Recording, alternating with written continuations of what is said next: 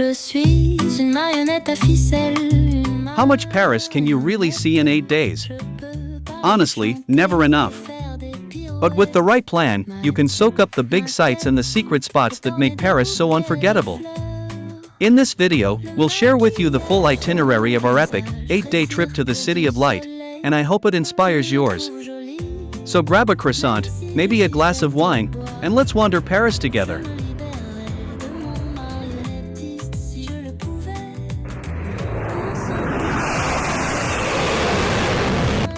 We landed at Charles de Gaulle just after noon, and hopped on the RERB to our Airbnb in the 6th arrondissement. If you're arriving early in the week, make sure to pick up the 7-day Navigo pass at the airport, it paid off quickly.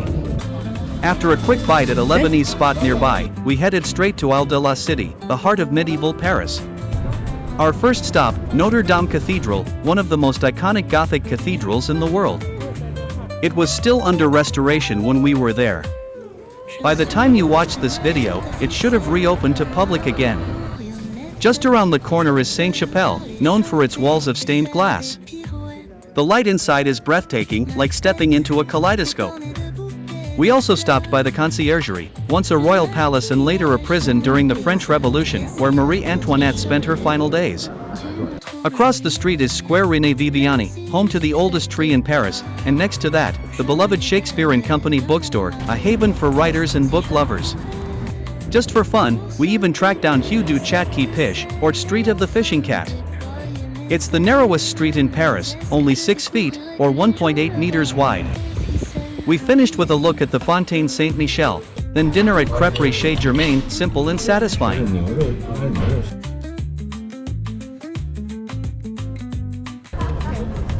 Day 2 started at the Musée d'Orsay, housed in a former train station. It's home to some of the most famous Impressionist and Post-Impressionist works, Monet, Van Gogh, Degas, you name it. Head straight to the top floor to beat the crowds. We had lunch at the museum's elegant Le Restaurant, which feels like dining in a belly poke ballroom. Next, we walked across the Pont Alexander III, one of Paris's grandest bridges, ornate, gold-trimmed, and picture-perfect. Just across the Seine, we visited the Dôme des Invalides, where Napoleon Bonaparte is buried beneath a massive golden dome. Later we wandered Île Saint-Louis, a peaceful island full of charm. On the way, we passed a statue of Saint Genevieve, the patron saint of Paris. The same sculptor who made Christ the Redeemer. We made a quick stop at the Palais Royal, known for its striped columns and quiet courtyard. As the day ended, we found ourselves in front of the Louvre Pyramid at sunset. The lighting was perfect. Pro tip? Swing by on a Tuesday evening when the museum is closed, and the crowds are lighter. This day was dedicated to the Louvre Museum, the largest art museum in the world. It's impossible to see everything, but we gave it a shot, 6 full hours inside.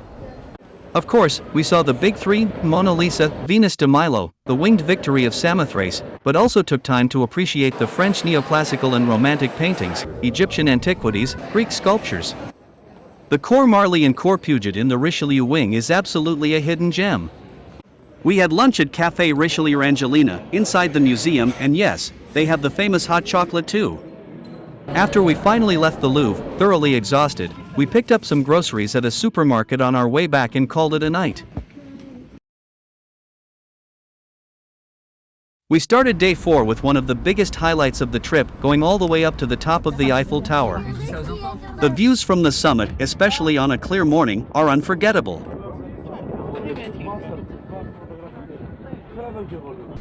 Afterward, we crossed over to the Jardins du Trocadero, just across the river. This is where you get that perfect postcard view of the tower. For lunch, we went to Le Cheffer, a local family-run restaurant tucked away in a quiet neighborhood. Great food, no tourists, and honestly, one of our favorite meals. In the afternoon, we visited the Musée Rodin, a beautiful combination of art and garden. It's home to Rodin's most famous sculptures like The Thinker and The Kiss. Then we made a quick stop at 59 Rivoli, a colorful, chaotic, and fascinating art space filled with studios from working artists. It's quirky and full of energy, definitely not your typical museum. From there, we walked to the Flamme de la Liberté, a replica of the Statue of Liberty's flame that has become an unofficial memorial to Princess Diana. We ended the day at Pont de Berhakim, made famous by the movie Inception. It's also one of the best places to watch the Eiffel Tower light up at night.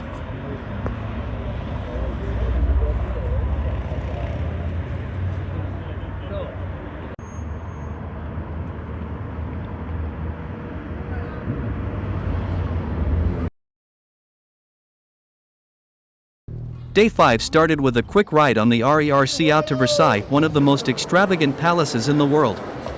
The Hall of Mirrors is simply stunning.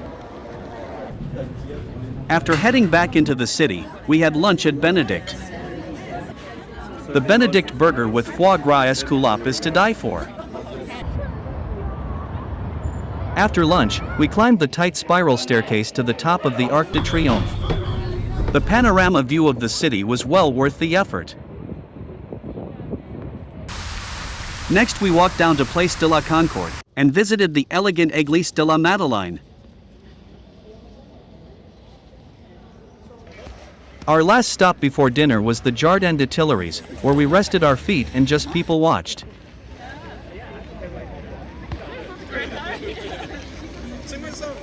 That evening, we did one of our favorite things in Paris: no destination, no timeline, just strolling.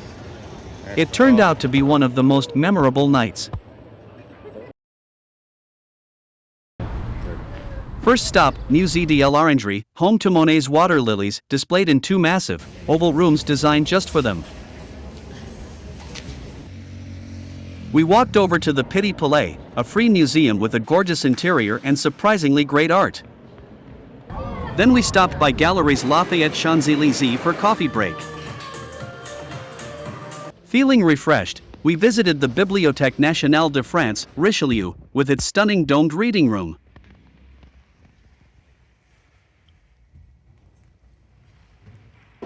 Inside Galerie Vivienne, we admired the mosaic floors and vintage shops.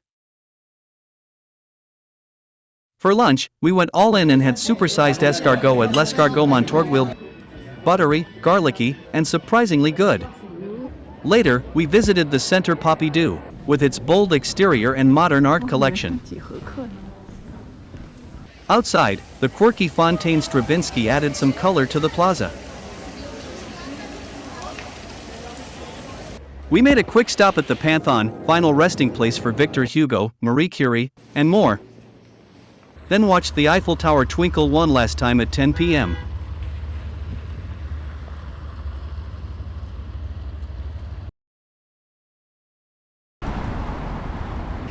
We started with a tour of the Palais Garnier. The ceiling by Chagall is stunning, and the whole building feels like stepping into Phantom of the Opera.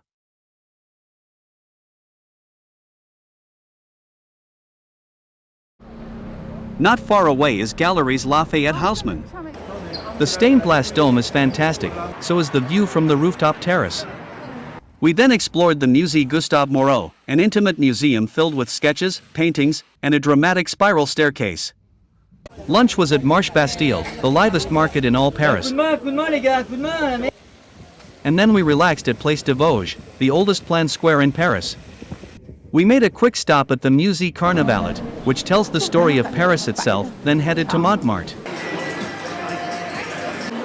We grabbed ice cream from Bachir, visited the Basilique du Sacré-Cœur, and watched portrait artists busy at work at Square de la Tourlière.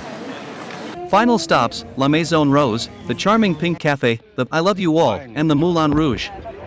Even from the outside, it's iconic. Our Navigo passes had expired, so we took the day to walk and savor the last bits of Paris. We started the day with coffee at the classic Café de Fleury, then visited Église de Saint-Germain-des-Prés, one of the oldest churches in Paris. We stocked up at City Pharma, a favorite spot for beauty and skincare fans, and visited Église Saint-Sulpice, known for its twin towers and Noman line. Lunch was at Au Vieux Paris d'Arcole, a dreamy, vine-covered spot near Notre Dame. Musicians on the streets made Paris even more beautiful.